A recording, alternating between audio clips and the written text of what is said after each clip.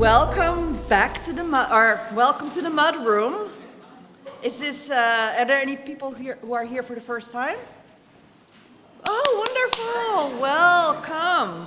So remember, if you're inspired, that after intermission we call for a story from the audience.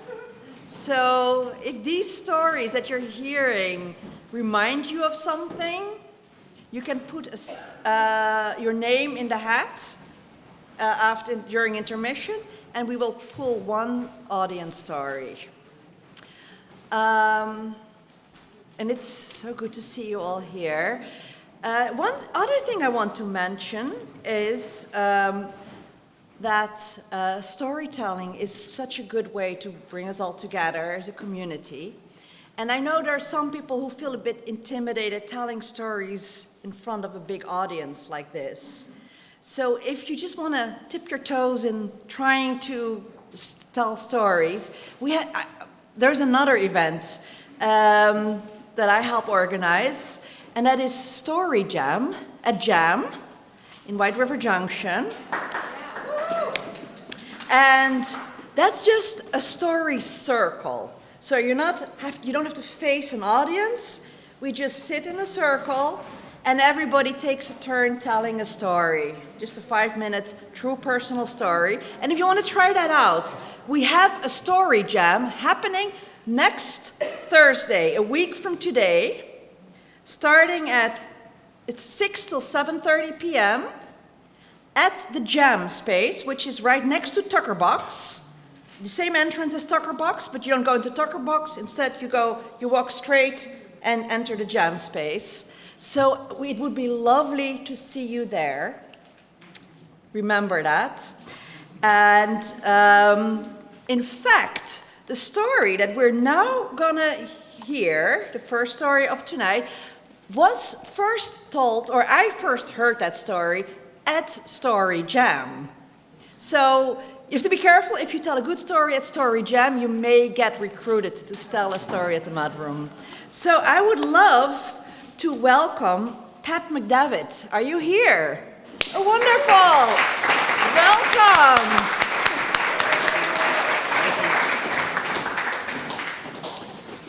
Last year, we made the incredibly difficult decision with a really heavy heart to replace the entirety of an 80-year-old hardwood floor, very much like the floor that you're sitting on now. It was the best of a set of really bad options, but we needed to get to the space below the floor, and that was the only way we could do it. It was the least destructive option. This was a property that our family owned, and in its 110-year history, it had been a general store, a hardware store, an art gallery, and most recently, a bohemian residence of sorts. Importantly, it was directly above an Irish pub. And in the 20 inches between the pub ceiling that was made of tin and our floor, there was everything except insulation. So the free fiddle music was appreciated. The late night conversations at the bar, not so much. What was really not charming was the smell of fish and chips on Friday nights during Lent. We determined that the previous attempts to put in blow-in insulation had failed because of odd joist angles, misaligned nails, pipes, wires, and this time we were going to do it right. But we loved the actual floor. The boards themselves were beautiful. They had a lovely patina, and we wanted to hold on to the boards to repurpose them, to put them down again. But how were we going to do this? Well, we decided to make the second most difficult decision, and that was to carefully, thoughtfully, manually take up that floor board by board and nail by nail.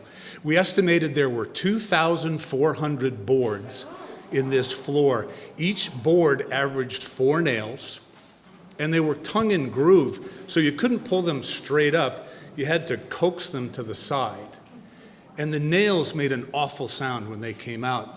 And it reminded me of the sommelier's maxim that a well-opened champagne should not pop, it should gently sigh. And the floorboard equivalent here was that a well-pulled board should not shriek, it should gently squeak. There is, in fact, something romantic about the idea of intentionally repurposing this old floor and pulling it up manually. And if you're the one doing the work, that feeling of romance will last about 35 or 45 minutes. And then it is tiresome, boring, dirty, and very hard on the knees, sort of like an HGTV adaptation of The Shawshank Redemption. It was midsummer, and we'd given ourselves 6 months for this demolition project. Unfortunately, the space was not empty. There was large appliances, furniture, tin panels that we'd taken off the brick walls. I decided to volunteer for being the lead person in taking up the board, so I was the deboarder, and my wife Christine and one of our sons, they were going to take out the nails, the denailers. And I knew that I needed to go first, and I needed to build up quite an inventory of boards before they got their work done. I started to practice with some sections, and I determined that I could do a 12 by 12 foot section in a day, and that meant that I had about 20 days of work ahead of me. Below the boards, there was a layer of thick black tar paper, and the tar paper came in rolls that were 3 feet wide, so I knew I'd done my 12 feet when I got 4 rolls of the tar paper pulled up. The last weekend of the summer, of course, was a 3-day weekend, and I committed myself to beginning my deboarding project. Because there was nothing to denail, Christine went to New York City to visit our daughter. So while I pulled my first squeaking but not shrieking boards, they sent me pictures of them going to a concert and happy hour and Sunday brunch. And I was back in time to pick her up from the Dartmouth coach and to brag a little bit about the work that I had done. Several days later, she looked me dead in the eye and she said, "I think I've done something dumb." And I thought, she has bought the orphan farm animal. Because I know this is in my future, I just didn't think it would happen now. But that's not what she said. She said, when I was in New York, I was packing quickly. I thought I was going to be late. I took out my favorite earrings, and I put them in my eyeglasses case, and I closed it, and I put it in my bag, and I just opened the eyeglasses case, and I don't see one of the earrings. I'm heartsick. I think I lost one of the earrings. And I was heartsick too, because they were a gift, and they were unique and handmade and very expensive. So we determined there were 2 places that this earring could be, either in our daughter's bedroom in New York or in our bedroom here. We had her scouring the apartment in New York. We looked here. And I was cautiously optimistic because we had a good track record of successful jewelry recovery. We had found a lost earring once before on a busy city sidewalk. And we had found Christine's engagement ring in a parking lot at dusk by the light of our car's headlamps. But despite those efforts, we did not find the earring. Several days later, Christine provided a clue. She said, "I may have vacuumed when I came home from New York.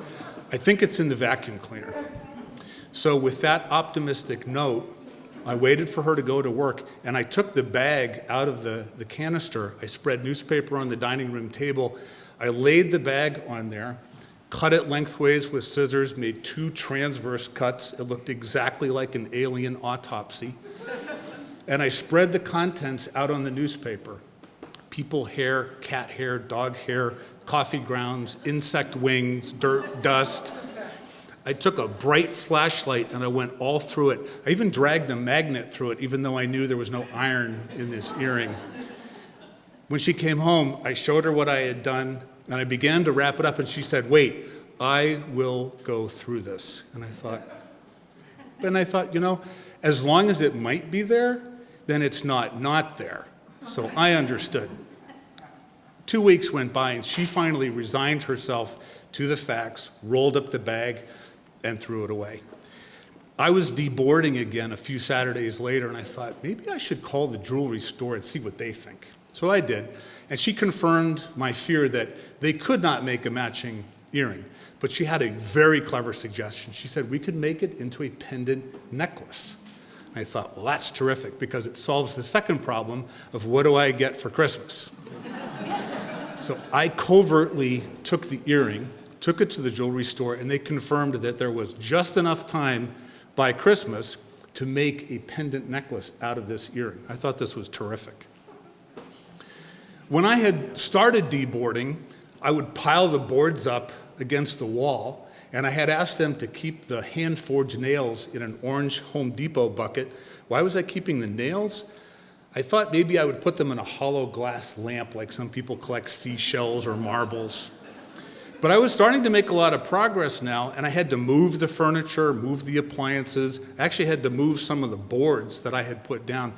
And I realized about myself, I'm kind of a clean-as-I-go cook when I make dinner. I like to have very few pans dirty at the end of the meal, or at the beginning of the meal. And I realized I was doing the same thing here. I would do my 12 by 12 foot section of board, pull those up, pile them against the wall, pull up the 4 sections of tar paper, bag those, put them in a contractor garbage bag, sweep up the dust and the dirt, put that in the contractor bag. So at least my 12 by 12 foot section was clean. 2 weeks before Christmas, I decided to take a Monday off so I'd get the advantage of another 3-day weekend of deboarding. I got there, I always wore shorts even though I had to be down on my hands and knees because it would get so hot. And I put on my gloves and I got out my little pry bar and my hammer and I got down on my hands and knees and I started to pry the first board apart. And I looked in the crack between it and the second board and there was the missing earring. And I said, how is this? It looked like it was placed there. How is this possible? And I ran and reran scenarios in my head, and I said, of course, 2 nights after she got back from New York, she came here to meet with an architect, and it was nighttime, so she would have opened her glasses case, and this fell out. And I know the word that you're thinking is miracle, but that was not the word I was thinking. Because this was an absolute catastrophe. I texted my daughter, and I said, can you talk? It's important, but not urgent. She said, I'm at work. I said, I know, but I need some advice. She said, I'll call you in a few minutes.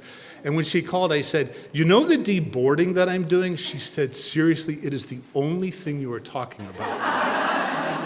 I said, well, I was deboarding and I found Mom's earring. And she said, wait, that's fantastic. I said, no, it's awful.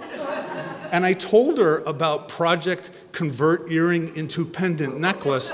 And I finished by saying, do you think I should just pretend I never found it? And she said, no, Dad, you should call the jewelry store and ask them to turn it back into an earring. And that was a call I could not make. So I wrote an email that night that started with, you're not going to believe this.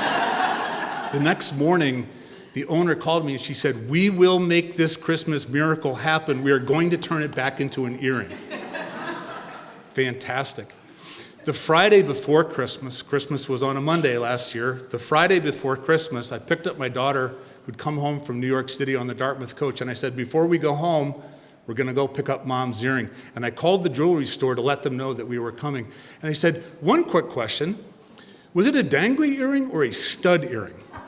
I said, oh, it was definitely a dangly earring. And they said, right. Can you come back on Sunday? Because we made it into a stud earring. So last year for Christmas, I gave my wife a set of earrings, a pair of earrings, with a note that explained, I'm giving you a pair of earrings that I gave you 2 years ago. In fact, they are the exact same earrings, but they have had an unusual story. One of them was presumed lost, found in a demolition site miraculously. The other one was turned into a pendant necklace, then turned into a stud earring, and finally turned back into a dangly earring. I hope you still like them. And I wondered if by holding on to those floorboards, we'd lost the earring, or if holding on to the floorboards, we'd found the earring. And I decided the answer was both. Thank you.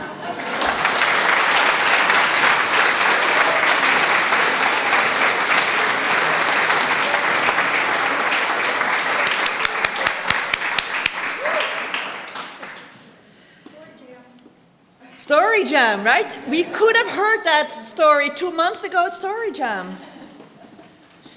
But no, it was even better. Thank you very much, Pat. And now, please, let's welcome Bill Finger, who is now an engineer, but who grew up in the wilds of upstate New York, which is what his story is about. Thank you so much. Welcome.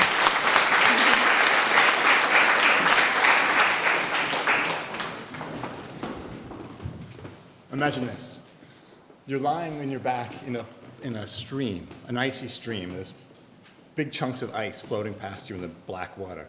You look up and your father is trying to drive a tractor up a steep hill, but he can't. It starts rolling back toward you. Hold on. Go back a minute. As she introduced, I was born on suburban Long Island, and I was a pretty normal boy until around the age of 8. And that's when my parents left us, my brothers and I, at my grandparents' house. And they drove to upstate New York, and they came back with a deed for 26 acres of land 4 hours away. And that began this tradition of going up every other weekend to this playground. Hold on, let's back up for a minute. My father's what I like to call a Renaissance redneck. A regular redneck likes football and beer and power tools, and he liked those things. But he also had all these skills. He could build a house, not just frame it, but he could wire it and plumb it and put a roof on. But his real calling was farming. He really wanted to be a farmer deep down. And so I think that's why he bought all this land. One skill that he didn't have was engines, and that's where my uncle came in. My uncle was a mechanic by trade, and he had this box truck that he kept his tools on in wooden shelves. And my father saw this, and he was like, that would make a great camper. We weren't very wealthy, as you can imagine. And so we went upstate to this new property to check it out, but it was wintertime. So my uncle cleared off one of these wooden shelves for me to sleep on as like a camper bed. And so I put my sleeping bag on it, and I laid down. I think it needs to go higher. Oh, I'm sorry. Could people not hear me? Oh, this is so much better.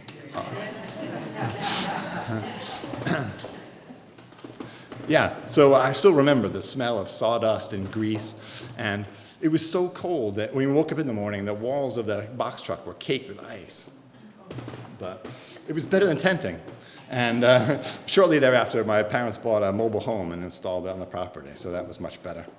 The property itself was pretty awesome. It was 26 acres, I said, and there was 2 streams that came in and converged on the property and then went out. And there was a beaver dam and beaver. But the trailer was on one side of the property, and the land my father wanted to farm was on the other side. And so there was a ford you could drive through, but it was messy and difficult in spring. So he decided that we would build a bridge. So that's great. We were poor, as I said, so we used local materials, i.e. logs. So we went into the back forest, and he would cut the trees down, and my job was to tie a chain around the tree and tie it to the Jeep and drag it to the job site. This was fine. This is a good job for a 9-year-old. And so the Jeep was great, though. It was an old Willie Jeep, like World War II era. I don't know where my uncle and my father got this thing, but he must have let the kids paint it. I don't remember painting it, but I remember it was all brown and green and splotchy, and it was fine, though, because my father was colorblind. So, and it didn't have power steering, so it had to be moving for you to be able to turn it. And it didn't have brakes. I mean, I don't mean it didn't have power brakes. It didn't have any kind of brakes. But luckily it had a clutch, so you could just turn into the grass and it would stop eventually. And it didn't have a gas pedal. It had an accelerator, but it was just like a metal rod sticking up through the floor. And you just had to push it with your foot, and eventually it wore a hole in my cheap Kmart sneakers, but it was all good. It was delightful. And my father actually taught me how to drive it, so that was a good experience. And so we got all the material to the job site, and so we built this bridge. He used 9-inch spikes. I'm not sure when a nail becomes a spike, but these were spikes. And so he drove them in, and we built this bridge. It was a rickety bridge because the logs were all different sizes, and so we went over it. It was bumpy, and it was just wide enough for the Jeep, so you had to watch when you were going over it. But we built a bridge. What did you do this weekend? I went to the mall. What did you do? I built a bridge. So it was pretty cool. Unfortunately, the very next year, Hurricane Gloria came through and just washed that thing downstream. We did eventually find it, but yeah, we were on Long Island at the time of Hurricane Gloria, and yeah, thousands of trees were knocked down, and my father was all antsy because the power was knocked out for 3 days. So as soon as the hurricane cleared through, we We got in his truck, he grabbed the chainsaw, he grabbed me, and we went and cleared trees out of the roads. Ostensibly, it was to visit the grandparents, but really, I think he just had something, he had to have something to do all the time. But so, yeah, that was good. And yeah, so then we went back upstate, and yeah.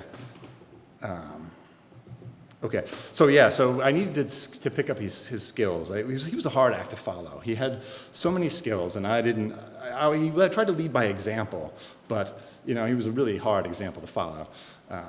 I'll give you a case in point. So I decided that I wanted to learn my own skills. I couldn't learn his, so I had to pick up different skills. So one time we went canoeing down the Delaware River, and he didn't know anything about canoeing. So he went in the bow of the boat, and he stuck me in the stern. And I guess he figured I would just learn how to canoe that way. And so to make it extra easy, he would paddle as hard as possible in the bow of the canoe.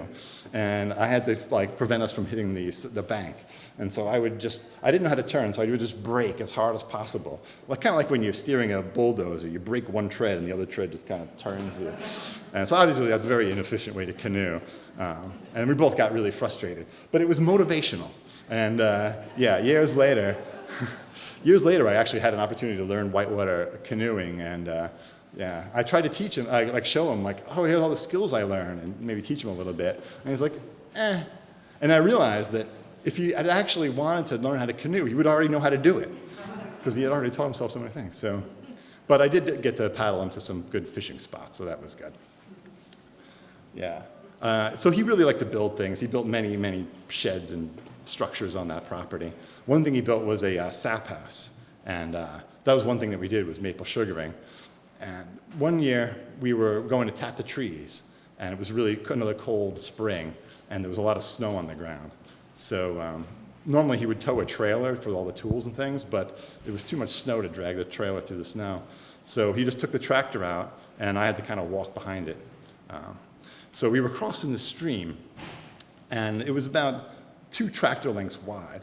And I didn't want to walk through the stream and get my feet all wet, so I decided that I would hang on the back of the tractor. So it had this bracket over by the fender I could kind of grab onto, and then the PTO, power takeoff, sticks out of the back of the tractor. So I kind of balanced on that, and it was fine. I mean, so we were crossing through the stream, and it's kind of partially frozen, so the tractor would go up on the ice and then break through. It was fine. I'm holding on really tight. And then it starts going up the far bank, and it's all covered in snow. And it lurched suddenly, and I lost my grip and fell backward into the water. So it was very, very cold.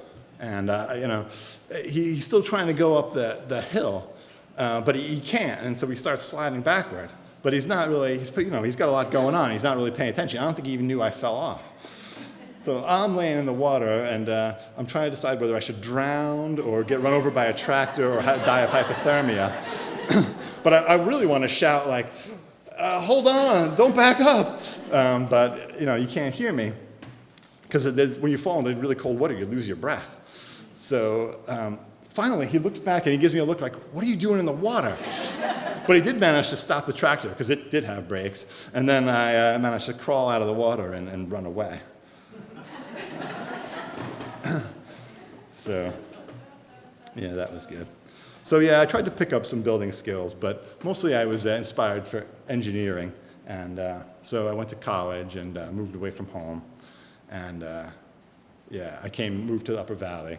And he would come to visit and help out around the house and help build things for me, like a deck and wood sheds and things. So that was good. He would always be willing to come up as long as there was a project that he would work on, because he just had to be busy all the time. But then one year, my mom called up and she said that he was sick. He was dying of cancer. He had Hodgkin's lymphoma, and they decided not to treat it. So he came up one last time to visit, and he was still vigorous. He was still in good spirits. But I could tell his face was kind of starting to droop. My little daughter, she said that, you still look pretty to me. I thought that was cute. But I couldn't believe it. here's this man. How could he be dying of cancer? I figured he would die from falling off a roof or getting hit by a tree. Both of those things had happened to him, but they hadn't killed him. And he was bitten by a black widow spider, and that didn't kill him either. But cancer. Hang on, Dad, hang on. And he did. He did for many months. And I didn't go to visit him. I know that sounds weak, but I wanted to remember him for who he was, unstoppable, vigorous. And I think that's what he wanted too, because deep down he couldn't handle weakness in anybody, especially himself. And so then in April he gave me a call to say goodbye, and he told me how proud he was of who I'd become and my family, and I thanked him. I thanked him for everything he taught me, and how he made me the man that I am, and then we hung up.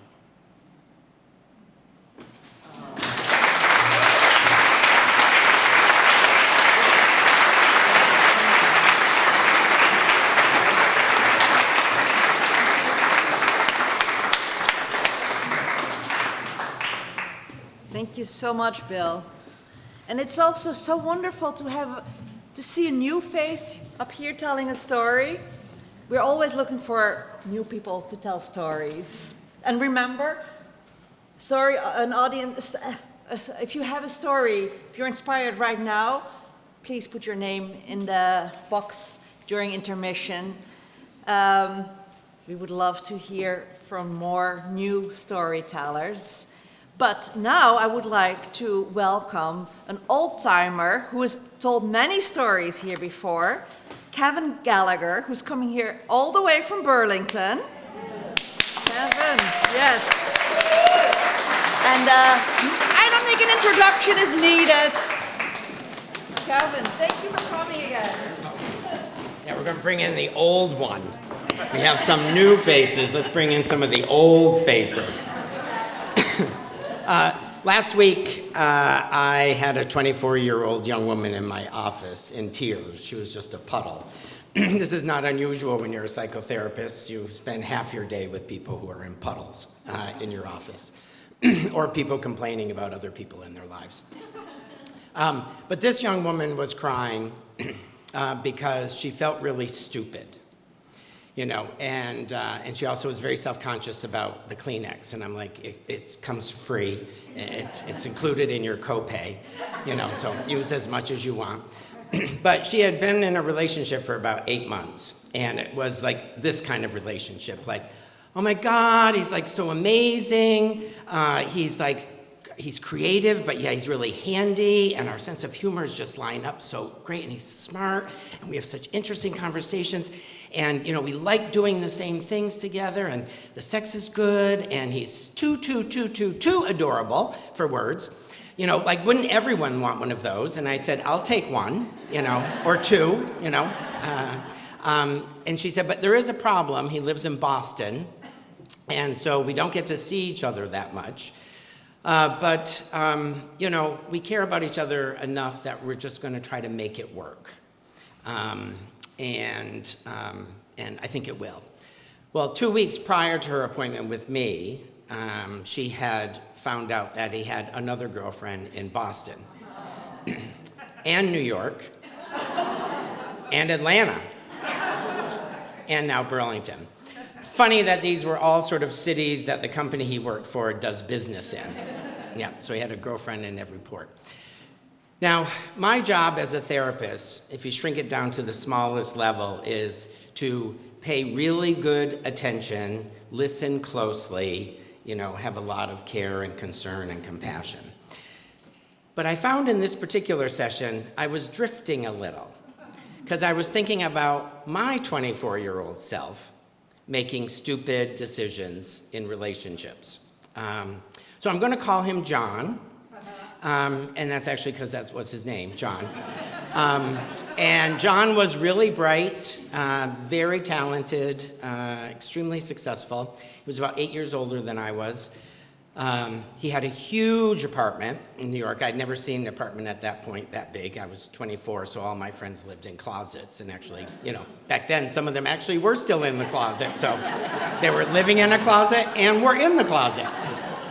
And it was just huge. But I think he liked a big apartment because he entertained a lot of politicians and celebrities. So, I had lunch and breakfast a couple of times with him and Mayor Koch, if anyone remembers the mayor. Yeah, how am I doing? How am I doing? How am I doing? Drives you nuts. And he really did that all the time. And Laurie Anderson, the musician, was his neighbor. I remember a weekend that I was there, some tickets for the Academy Awards came, and I could not hide the disappointment on my face that we weren't going because he had another commitment that weekend. So it sort of felt like it was kind of a good match, I felt. The magic carpet that kind of made this relationship work so well was something called People's Express. So for some of you young folks, this was a really, really, really discounted airline. I can't remember, I don't think we made reservations. I think we just got in line at the airport, and it was general seating. And then they walked up and down the aisles collecting payment, and older people like me will remember the credit card thing. Yeah, and then giving you your copy. And so, it was $29 from Burlington to New York one way, dollar return. And they used to also have $99 to London one way, dollar return. So a couple of trips to London during People's Express. It's a shame that they left because they were cheap and easy. And that's how I like my planes, cheap and easy. But he was the kind of boyfriend that, I'd get up in the morning, Sunday morning, and I'd come downstairs. Oh yeah, his apartment actually had an upstairs and a downstairs, yeah. I'd come downstairs and there'd be a trio of classical musicians in tuxedos playing music, and we'd sit in our robes and eat croissants and jam and drink coffee and read the New York Times before I had to shower and go to the airport to go back to Burlington. I sort of felt like I had kind of died and gone to heaven. The thing that kind of sealed the deal, though, was one night we got into bed and I turned off the light and he whispered, "What do you think?" And I said, "What do I think about what?" And he goes, "The ceiling." And I said, "Oh, I can't say anything without my glasses." So I put on my glasses and I go, "Oh, I've always wondered what those plastic glow-in-the-dark stars look like on a ceiling." I said, "I have too much OCD to ever do it myself because I wouldn't want the sticky things to stay up there after I took them down, and that would send me over the edge." And he said, "Well, I went to the Hayden Planetarium and met with some researchers, and as a special surprise, I had them research the constellation in the heavens the night that you were born, and I replicated it on the ceiling. It took me about 2.5 weeks, and I'm like, oh my God. That, first of all, that is so romantic and so sweet, and I have never had anyone do anything as wonderful for me in my whole life. Of course, I was only 24. But I'm like, that is just, oh, John, I could just start crying. I could just start crying. In hindsight, I realize there's a very thin line between romantic and psychotic. Yeah. Very thin line. So after about 8 months, he was very possessive. He wanted a lot of me, so it kind of felt like suffocating in some ways. He wrote to me 3 or 4 times a week, typed single space on his Smith Corona with references. And I never knew half the shit that he was saying, and I had a dictionary and the encyclopedia just to read the letters. It's Proust and Kafka and Foucault, and I'm like, are these your friends? I don't know who any of these people are, And it just felt like a lot. He was just a lot. And so close to a year, I sort of thought, I really can't do this anymore. So I did the sit down, and I decided to blame the distance thing rather than the suffocating claustrophobia feeling. So I said, you know, John, you're really kind of established in Manhattan, and I'm pretty settled in Burlington, and I just don't see how this is going to have legs that go the distance. And he understood, you know, he was sad, but he understood, maybe a little too much. And so that was that. So about 2 weeks later, he contacted me, and he said, so I have figured out that you're an angel sent by God to bring joy and happiness into my life. But I can't be so selfish as to think that God must want you to bring joy and happiness into other people's lives too. So I have to let you go. And I thought, well, I know I'm not an angel, but let's go with this. I'm like, yeah, I've got another assignment. I'm like, very pressed, you know, but, you know, thank you. And he's like, you know, you brought me so much joy and so much happiness. And I'm like, yep, you're welcome, you know. So a couple months go by, and he contacts me again, and he said, I've changed my mind. He said, if I can't have you, I don't want anyone else to have you. And because if you're dead, it doesn't really matter, because you'll just go to heaven, which is where you're from anyway. And I'm like, holy shit. It's like because I did say, yes, I am an angel and I have other places to go. So, you know, I'm part of the problem here. And so I couch surfed with friends for probably a month and a half. Didn't go near my apartment at all.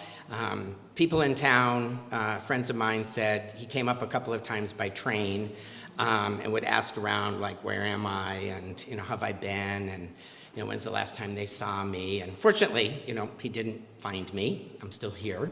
Or am I? I could be an angel sent to bring joy and happiness to this room tonight. But as our session sort of wrapped up, I'm looking at this red-eyed, you know, young woman, and I said, you know, I think all of us kind of make stupid mistakes sometimes in relationships. And I said, and in terms of this breakup, I just don't think it was in the stars. Thank you.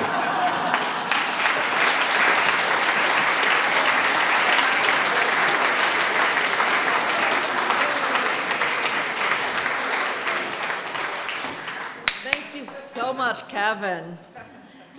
And before we go on intermission, I actually want to call up Jess Marbacher. Please, some applause for Marbacher. And you may know her already as a storyteller, but she is now also a team member on the organizing team for the Mudroom. So welcome and thank you for joining. Thank you.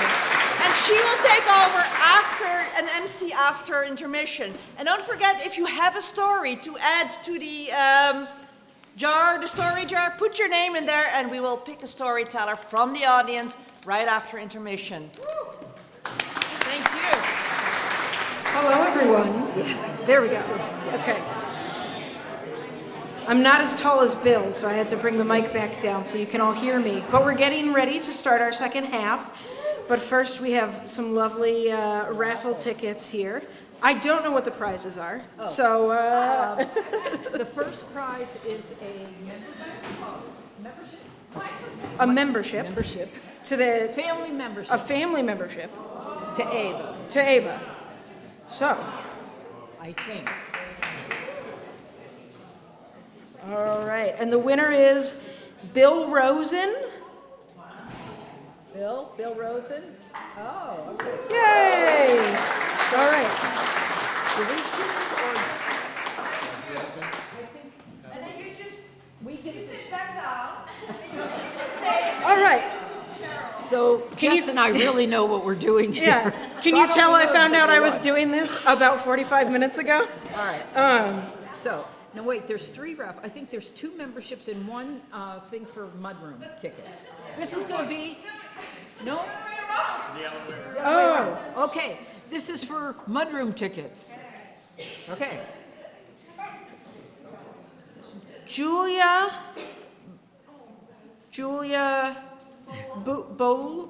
Yes? Oh, yay! give these to Cheryl, and she'll get to you what you need. Okay, so Cheryl will be taking care of this. All right, And more mudroom tickets, I think. more mudroom, more mudroom tickets. Okay, here you go. This is for Kirk Bishop. Yay! All right, and now we have a volunteer from the audience to tell the story. We have one person in here, so. Oh, okay. There's so many in here. But So many of you were clamoring to tell stories. All right. I have the wrong glasses. Kristen Townsend. Come on up. All right. Yeah, oh, and there, 8 minutes. 8 minutes? Okay. All right, so welcome Kristen, everyone. And those go to Cheryl.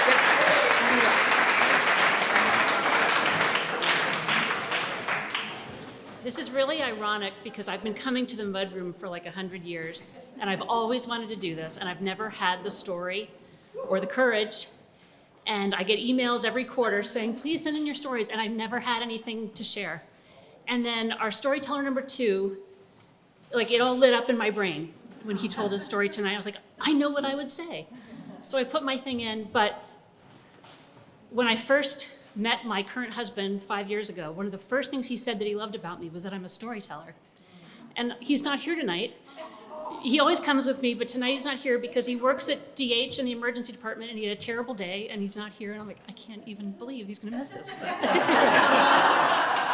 But we'll just tell him it never happened. So I also this year had my final telephone call with my father. He was a unique individual. He was incredibly intellectually gifted, wicked sense of humor. I like to think I got a few of those traits from him. But unlike me, he was also extremely, like as unsentimental a creature as you could possibly be. He didn't have any need for human connection in any way at all. We used to joke at the dinner table, we'd talk about, what happens when you die? And he'd say, put me in a hefty bag on the curb on Tuesday morning, that's all I need. No ceremonies, no nothing. That was him. He didn't want any fuss. He didn't like anybody in his business. He was really a lone wolf, which I didn't fully appreciate when I was young. But when I was 13 and he announced sort of unceremoniously that he was leaving our family, we and my mother were completely stunned and bereft. And it was a terrible, terrible time in my adolescence. I remember a family therapy session when my mom and my sister and I were all there, airing our grievances and crying our eyes out. And the therapist looked to my dad and said, Bill, can you feel the pain in this room? And he said, I don't allow myself to feel pain. So that pretty much summed him up. So our relationship was pretty fraught from that point on. He very kindly facilitated my college education, which I'm grateful for. And he did his mandatory appearance at my wedding and so forth. But other than that, we just didn't have a close relationship throughout my entire adulthood. I thought maybe when I brought grandchildren into his world, that might spark his interest a little bit, but he never took any interest in them. So it took me a long time to come to terms with the fact that this was not anything about me. This was just his incapacity to relate to other human beings.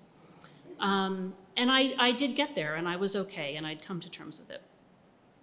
In more recent years, and particularly about 6 years ago, and we maintained some contact, but it wasn't super close. But about 6 years ago, he had a very major cardiac event that could have ended his life, and it did not. We didn't find out about it till after it was all said and done, of course. But I think that set him a little bit on the path of it's time to start checking things off my bucket list and doing the things I need to do. And so he took a few trips that he had always wanted to do before COVID set in. And he did make a trip up here to see me and also further down in New England to see my sister. And during that trip, he gifted us each with a fairly generous check. And he said, you can do anything you want with this, but my wish would be that the two of you use this to travel somewhere together and see some of the world. So we did, and thank God this all happened before COVID, but she and I took the opportunity to travel together to Ireland on his dime, and we had an amazing time, and that was a really special gift from him. So in the last couple of years, we increased our contact. I hadn't seen him since that visit 6 years ago, but we did have fairly frequent, regular email contact, and it was friendly. We were sort of rebuilding a little bit from a distance this connection, which was nice. But I got a phone call from him and his wife, and I guess I should mention, I left this out of the story. Part of his motivation for leaving our family was a relationship he had developed in his workplace with another woman. He then married, and they've been together for 40 years. Fraught relationship there for me too. She was always the other woman. She was always the one who took my mom's place. I had no use for her. But they had 40 very content years together, and I'm glad he had somebody, and I'm glad she had somebody, and my mom's life worked out great. So it's all good. But I heard from them in March that he was not doing well. I said, should we come down? Like, how serious is it? They said, well, let's wait.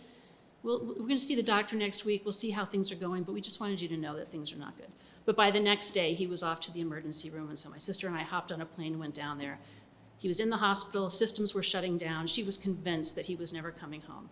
So we spent a few days, and that was interesting because I had never seen him compromised in that way, where he, someone who was so smart and so brilliant would fade into these obscure stories that didn't make any sense. It was really strange. But he maintained his sense of humor. There was, at one point, the nurse had come in and explained that there was going to be a procedure they needed to do, but they needed his wife to sign the consent. And he popped up, don't sign anything, because he was a lawyer from the beginning to the end. But by the time we had finished our visit, he actually had improved quite a bit, and he was out of the ICU into a regular hospital room and then discharged and went home and had a couple of weeks of, well, things look pretty good. Maybe we dodged this bullet. It was all great. But then in late April, I had some text exchanges with his wife, and she said, things have gone down again. The doctors are saying there's really nothing they can do, and they're strongly recommending hospice, and he won't have anything to do with it. So they called me on a Wednesday afternoon, and I talked to him, and he could hardly get his breath. It was a difficult conversation, and I knew a little bit about hospice because my mom has been a volunteer with them for a long time. And I said, Dad, I know this idea of hospice is abhorrent to you. You don't want anybody in your house or in your business or anything, but I think it would be a really nice support for Maureen. She's doing this all by herself. She needs a break. She needs someone to talk to. She needs the ability to go out and do some errands, and it would just help her a little bit, even if you don't like it. And he said, oh, well, that sounds kind of nice. So sure enough, that night, he gave her the okay, all right, you can reach out to hospice. So she called them Thursday morning, and Thursday night he died. So the joke, the punchline in the family is, well, he really didn't want to go into hospice. But the coda to the story is, my most vivid memories of my dad are when I was a kid. He loved nothing more than driving and traveling the open roads. And so all our vacations were these long, endless car trips all over the American West.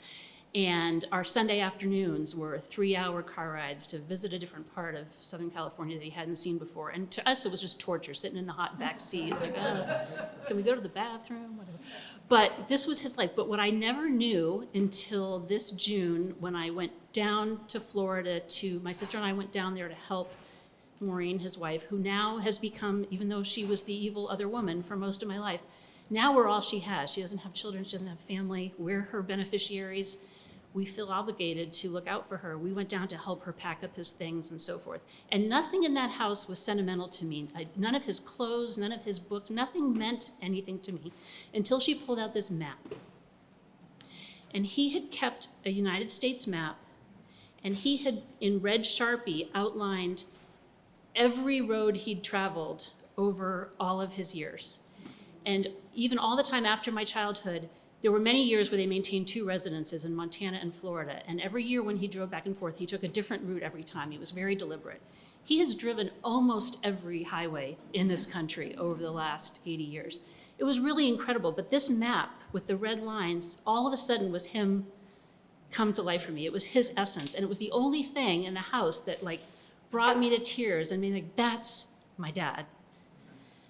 So it was the one thing I asked. Someday, I know you don't want to let go of it now, but someday could I have this map, because this is my dad.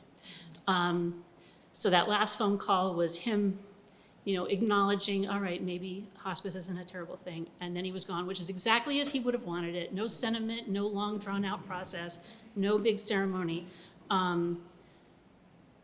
But that's my story.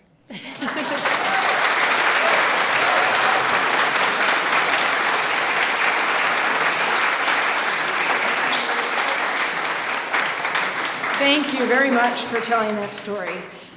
In case any of you are inspired, I'm going to pitch that you pitch to us for the next Mudroom, which is in December 12th, and our theme for that one is too much. So if you're inspired by the bravery of the storytellers you've seen tonight and our audience storyteller, please submit. I promise we're nice. And now we'll welcome our next storyteller, Christina Dolan. She's from West Windsor, Vermont, and writes for the Valley News. So Christina, come on up.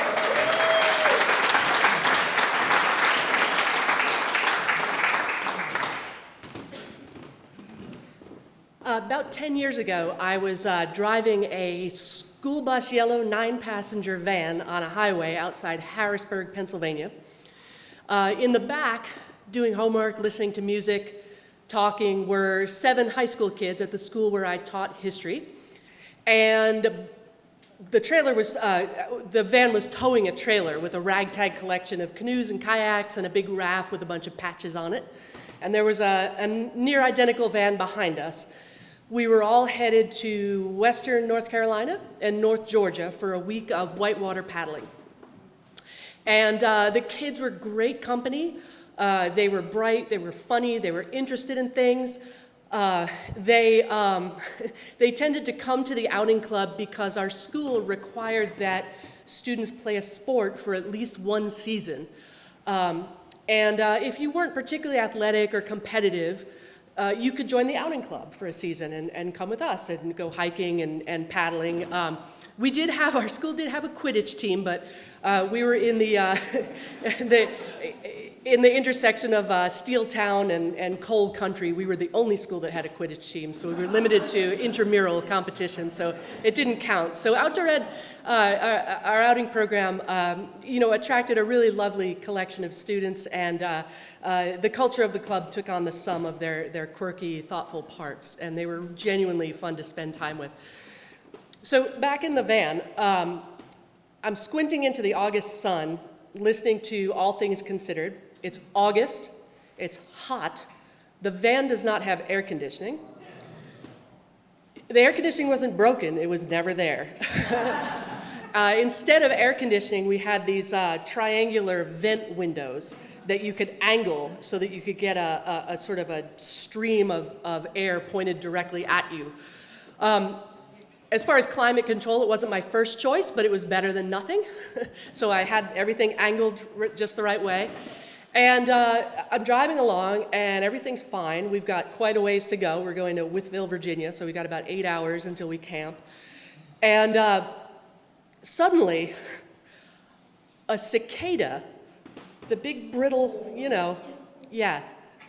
hit the triangle vent on the passenger side, and the angle shot it across the front of the van to the closed driver's side window, where it did not splat, as many insects might have. It exploded into like 100 brittle pieces, and then the triangle vent nearest me drove every one of those pieces into my face, into my teeth, into my nose, and I had this just moment of just trying to process what was happening. Are there more cicadas? Like, what is going on here? I was in the center lane of a highway, so was I safe? I was wearing glasses, thank goodness, so it took me a minute to just settle and realize it was okay. We'd go on. And you'd think at that point I would have calmed down. I did think it was kind of funny for a minute, but for whatever reason, I got to thinking. I kind of latched on to this train of thought. I started thinking that this wouldn't have happened if we had a van with windows that closed. And the school did have nicer vans, climate-controlled, low-mileage leased vans that were always assigned to the golf team. The golf team's practice course was a quarter mile from our campus. And we drove past, our outing club drove past their vans every time we left the parking lot. And the reason we got the old vans with the checkered maintenance histories and the weird smells was because years ago, before my time, the woman in the transportation office who handles the assignments took against the outing club for some reason. I think it had to do with tracking mud into the vans or something like that, but there was no undoing her attitude towards the outing club. We couldn't change it, so you just, we were just always going to get the school bus yellow, faded yellow, different shades of yellow van with the school's name on it, which was a little incongruous because the letters were faded too, and it kind of looked like a van that maybe used to belong to this school, and they sold it, and then something happened, and the name was still on it, and it shouldn't be, but there we were. And I also thought about the time when one of our students, a really lovely young woman, she participated in our program for 4 years. She was just great attitude, real heart of the program. The faculty decided to award her a really prestigious senior sports award. And our athletic director lost his mind and lobbied against giving it to her because outing wasn't competitive, therefore it couldn't earn a sports award. And he won. And that was where my train of thought was going. For some reason, I just grabbed onto a sense of outrage and injustice. And then I kind of caught myself doing it. I knew it was silly, about to start this long trip with these great kids. But, my colleague and I, we were happy to do the trips. It was great. It was a lot of fun. But it was 5 days of 24/7 responsibility for 14 or 15 kids' safety. And it weighed on us. And, the idea that someone's weird grudge could make it just uncomfortable and difficult for no reason was sort of annoying. And but I knew I saw my mind kind of going in that direction, and I had turned the radio off to sort of collect myself when I encountered the world's unluckiest cicada. And in the quiet, I heard behind me one of the boys talking to his friends. And he was talking about what he was going to order at the barbecue place that we always go to in Western North Carolina. We always go to Fat Buddy's Barbecue in Franklin, North Carolina. 10 out of 10, the outing club recommends if you're ever in Franklin. He was going to order the pig out for two, and he was going to eat it all by himself at the table. And he was 17-year-old boy, and it was a lot like the scene in Cool Hand Luke when Paul Newman says he's going to eat 50 eggs, and he had his detractors and he had his hype up guys and all that, and so the kids were really into the discussion, and the pig out platter was half a chicken, a full rack of baby back ribs, a 1/4 pound of pulled pork, and a 1/4 pound of brisket. And 2 of every side. Baked beans, coleslaw, garlic toast, and French fries. The fries always seem gratuitous to me, even for a restaurant with fat in its name. The other kids started joining in and talking about what their favorite things were that they were going to eat. Fried pickles were a real hit because I guess the East Coast kids, it was kind of an exotic delicacy for them. And I was listening to them and I started smiling and I thought, how silly. I had latched on to this sense of injustice, and the kids didn't care. They were in the same unair-conditioned, stinky van, and they were having a great time. And I knew, from being with the program for a long time, that they enjoyed each other's company. They just wanted to be with each other, hanging out in an atmosphere where, they weren't competing with each other or being ranked or evaluated. And I knew that we could have driven up and down the East Coast for a week doing nothing but camping and stopping at gas stations to get junk food, and they would have come back and said, it was the best trip. This is a great program. So I realized, I just needed to let go of that negativity. Otherwise, I wasn't going to be able to enjoy the trip. I wasn't going to be able to enjoy them enjoying themselves. So I let go. But the pig out for two boy, he held on. He did it. He ate the entire pig out platter, and it was an event. It took a while. We were there a little past closing, and And he was a real trooper on the long, mountainy, windy road back to the campsite. And I heard him in the kids sometimes tended to forget that tents are not soundproof, and so they would talk. And I heard him say to his friends, because there'd been some moaning about how he didn't feel well, and at one point he said, "I'm not sorry." And I thought, I'm not either. So, that's my story.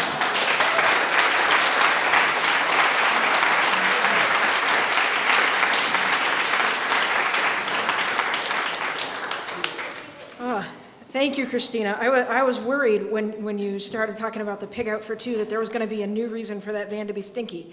But I'm relieved the story did not go that way. Our next storyteller is Mike Lovell. He is a theater teacher at Colby Sawyer College and is also a committee member of the Mudroom. So welcome, Mike.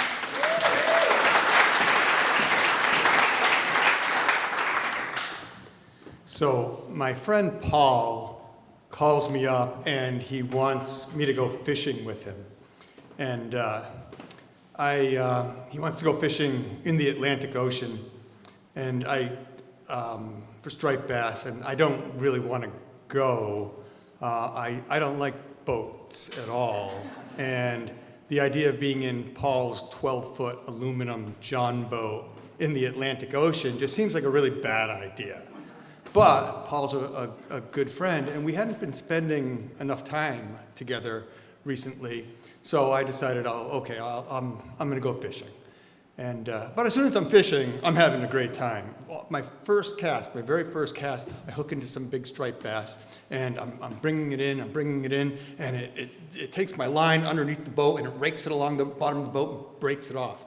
But not before I saw the fish, and it was this huge striped bass. So now I'm into fishing, and but I have to tie in a new lure. So I'm tying on a new lure, and while I'm doing that, Paul goes, "Oh, what is this guy doing?" And I look up to see what he's talking about, and there's this fishing trawler, and it's far away. It's halfway to the horizon, and it's kind of coming. It's aiming right at us. And I figure, okay, I'm tying on a lure. I'm fishing your boat, and I keep fishing, and I make another cast, and now Paul goes, "Oh, what kind of asshole is this?" And I look, and now this fishing trawler is much closer to us, and it's still aiming like straight at us.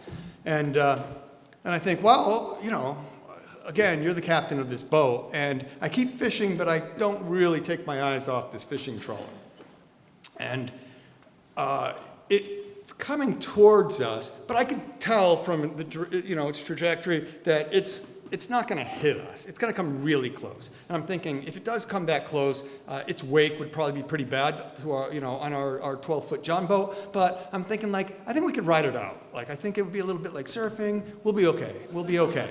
And but while I'm thinking that, the boat turns a little bit, notches it over a little bit to port. It's port, I guess. And now it's aiming a little bit more at us. And I'm thinking, okay, if this boat's going to hit us, but I think it's going to be a glancing blow, and we're going to slide down its hull if it does. And I'm kind of looking at Paul we're not idiots, and we have an outboard motor in our boat, and it's actually running, it's idling, and I'm thinking it might be time to get out of here, and it seems to all of a sudden this trawler is really close to us. And it's a little bit panic time if we're going to be able to get out of the way and get away from its wake in time. So Paul goes and grabs the throttle on his outboard motor, and he turns it, but he was a little panicked, and he turned it a little too abruptly, and the engine stalls. And so he starts pulling on the pull rope. It's got a pull rope, and he's pulling on the rope, and we both know he flooded the engine. It's not going to start. So he's pulling, and now this boat is really, really close to us. And I'm kind of preparing for impact, and it gets closer and closer, and now Paul gives up on the boat, and he turns around, and he starts screaming and waving his arms. He's going, hey, we're here. And at this point, I can now only see the bow of this trawler. I can't see the bridge anymore. I don't see anyone on the boat. I'm thinking, if I can't see them, they can't see me. And I'm still thinking it's going to be a glancing blow, and we're just going to slide down one side of the hull. But at the last moment, the boat turns a little bit more. And now I can't tell which side of the boat we would slide down if it hits us.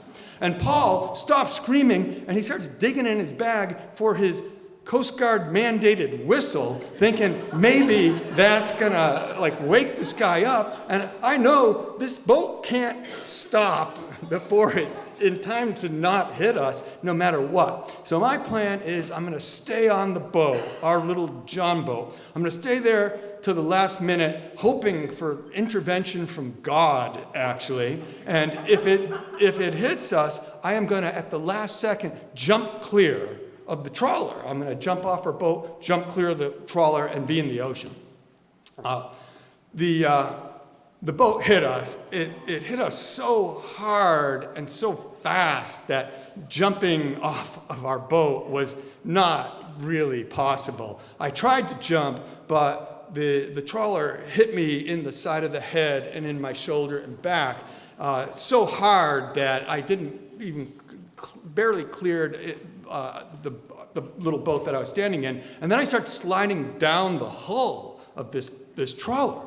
And I'm sliding down the hull back to the hull of the trawler. And all of a sudden I realize, oh my God, I'm going to slide right under this thing. I'm going to get chopped up by the propellers. And I'm imagining these propellers just spinning. And so I manage to roll. The boat is moving, I'm not moving, and I manage to roll and get my feet onto the hull of the ship. And I just push off of it, and I swim down as hard as I can so that I don't get hit by the propellers. And I swim down away from the trawler as hard as I can. I swim straight down. I swim down, and I'm so fearful that when I swim back up, I'm just going to swim straight up into these propellers. So I stay down as long as I can. I stay until I feel like my lungs are going to explode. I can't hold my breath anymore. And then I swim to the surface, and I look, and I had stayed under a stupidly long time. The trawler was now on the horizon. It's far away. And I'm thinking oh, okay, good. And I'm not a strong swimmer. And I'm actually such a poor swimmer that anytime I've ever been in a boat in my life, as soon as we're far from shore, I look around and think, if I fell out of this boat right now, would I be able to swim to shore? And my answer to myself is always, no way. And but somehow I pop to shore, I pop to the surface, and I look at the shore, and I think, I could swim there. And so I start swimming. Now, I do remember thinking to myself, isn't this kind of ironic that Paul, who loves to swim and is a great swimmer, is in the boat fishing right now, and I'm in the ocean swimming? But I didn't really give it that much thought, and I just took off swimming. So my swim stroke, I don't really swim that well, is not really a swim stroke. It's more of a vertical swimming where I can tread water pretty well. And so I tread water, but if you tread water kind of backwards, you can propel yourself. So I'm going for it. I'm going as fast as I can, but I'm doing this backwards treading water thing towards the shore. And I do it for quite a while until I estimate that I should be pretty close to shore. And I was actually thinking, I hope I don't bump my head on a dock. I'm going backwards, I'm not looking where I'm going, and I'm thinking, I'm picturing that I must be close to moorings and boats, and so I turn around, and I'm hoping to see a nearby floating dock with a ladder coming up out of it or something. I turn around to see, which direction I should aim, and it was very disappointing. When I first started swimming, I was about 3/4 of a mile from the shore, but when I turned around, I was at least 1.5 miles from the shore. And I realized, I've been swimming against a really strong current. And so at that moment, I was really kind of regretting that I put so much effort into trying to propel myself. And I was, a little bit tired, and I realized that I was actually now dependent on someone coming along and rescuing me, like someone coming and saving my life. Now, it never occurred to me that Paul and the boat should have bobbed to the surface right next to me when we first got hit by the boat. But what had happened to Paul was when the boat hit us, it didn't slide down either. Our little boat didn't slide down either side of the trawler. It hit us so perfectly, it T-boned us so perfectly that our boat actually folded around the trawler's hull. And Paul, who was sitting in his boat, got mouse-trapped between our little aluminum boat and this trawler. And the trawler just goes. It just starts heading up the New Hampshire coastline. But it was steering kind of erratically. They weren't paying a lot of attention to where they were going. And it starts going really close to the breakwater at the mouth of the Merrimack River. And so he's going along the breakwater, and all these people, it was a cold kind of wet spring day, but there's still a lot of people out on the breakwater looking at the ocean, and they see this trawler coming by with this little boat stuck to the front of it with a guy trapped on it. And so everyone starts yelling and waving their arms and screaming and saying, you know, like, there's a guy, you got a boat stuck to the front of your boat. And the trawler didn't know, I guess he saw them, didn't know exactly what was going on, but he throttles down. And as soon as he throttles down, the water pressure is no longer keeping Paul's boat stuck to the trawler, and it comes off. But Paul's legs have been like pressed between the two hulls for so long that he couldn't swim. And so people start like ripping off their shirts and taking off their shoes and diving in the water, and they grab Paul and they bring Paul back to the breakwater. But Paul goes, there's another guy in that boat, and he starts screaming out, Mike, Mike. And so now everyone on the breakwater is screaming, Mike, Mike, Mike, and people are diving in the water, and they're looking for me near the boat. But they don't know that I am now many miles away swimming in the ocean. So I'm swimming and just swimming. When I first started, I have this yellow rain slicker on, this foul weather gear, and these yellow rain pants on, pretty heavy duty stuff. And I'm swimming in it, and at first there were these air pockets in it, and it was kind of keeping me a little bit buoyant. But after a while, it's just waterlogged, and this stuff is just weighing me down, and it's just like pulling me down into the ocean. And I'm thinking, I gotta take this yellow slicker off. And I'm trying to take the yellow slicker off, but every single time it meant not treading water and trying to grab the zipper. And I would try to grab the zipper, and I would just start sinking, and I would panic, and I'd have to swim back to the surface. And I couldn't get the zipper off, and I'm thinking, like, you know, even though I'd maybe give me 10 more minutes of swimming, not having this thing on, I couldn't do it. And one of the reasons why I couldn't get the zipper off is because it takes two hands, and I couldn't use my right hand, because in my right hand I'm holding my sunglasses, and they were my Oakley sunglasses. They're fishing glasses. They're pristine. I only wore them to fish. Nothing touched my sunglasses. I paid full retail at the mall. I went into a mall store, tried them on, thought, I'm buying these glasses. So I have my sunglasses.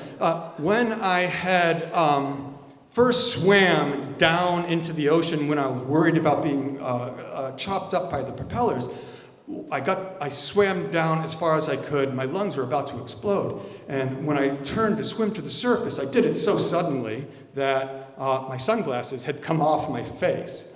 And I turned back, I felt them come off my face, and I turned back and I see my Oakley sunglasses like sinking into the darkness. And I thought, oh, those are my Oakleys. And so I turn and I go back after them. And they're disappearing. I no longer see them. So I take my hand, and in this Hail Mary, I just plunge it into the darkness, and I close it.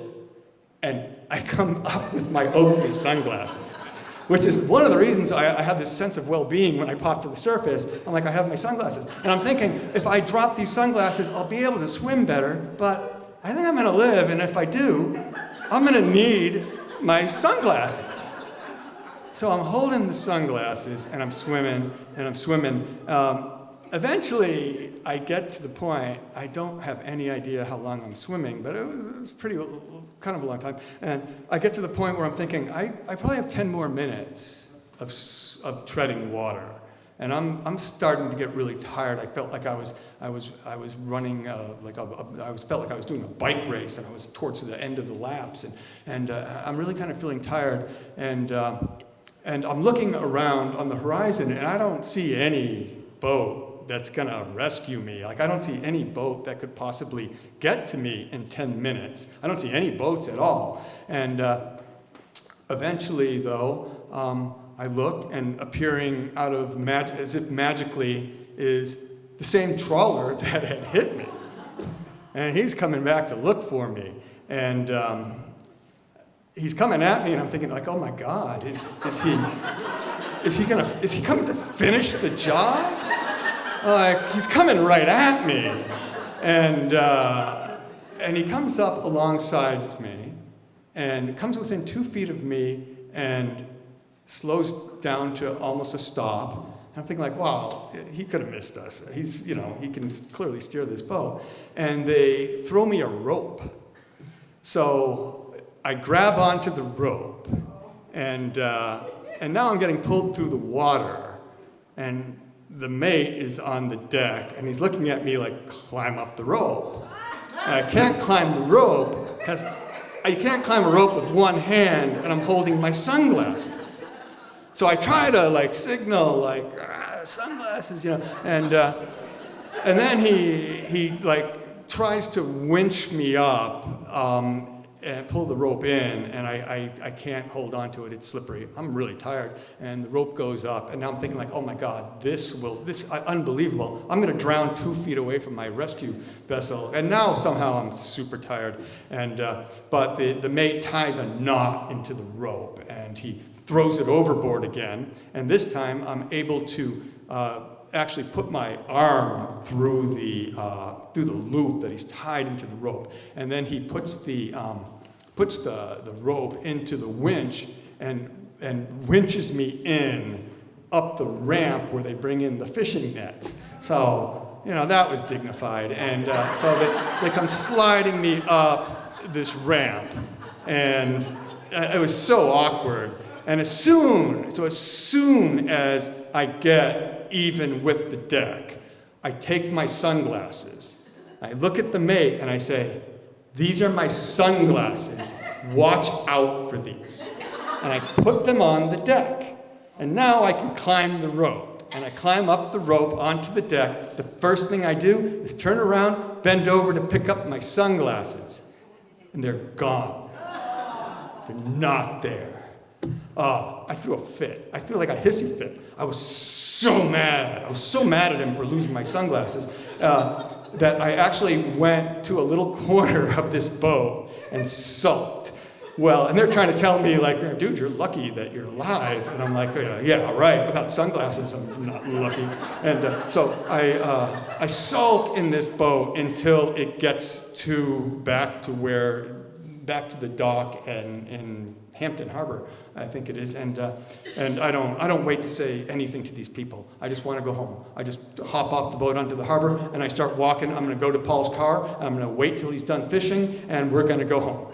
And I get there, and on the breakwater, there's this huge crowd, like this huge crowd of people there, and there are a couple ambulances parked there, and there's Coast Guard boats, and I'm thinking, like, wow, there's something going on in the harbor here.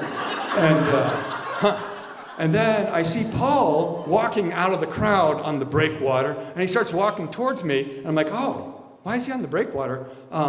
He must not have been catching fish in the boat. He must have tried fishing off the breakwater. I wonder if he caught anything. And he's walking up to me, and I'm going to ask him if he caught anything. And he doesn't stop. He walks right up to me, and he gives me this big hug. I'm thinking, like, whoa, we're on a fishing trip. We've never hugged on a fishing trip. I'm thinking, do we hug on fishing trips now? And I don't know if he knows what I've just been through. So I tell him, I break it to him. I say, Paul, I lost my sunglasses. And he goes, what? I'm like, he didn't understand the gravity of it. I told him, the Oakleys. And he's like, what are you talking about? I lost my Oakley sunglasses. And he looks at me and he goes, thought I lost my best friend. And that was my story.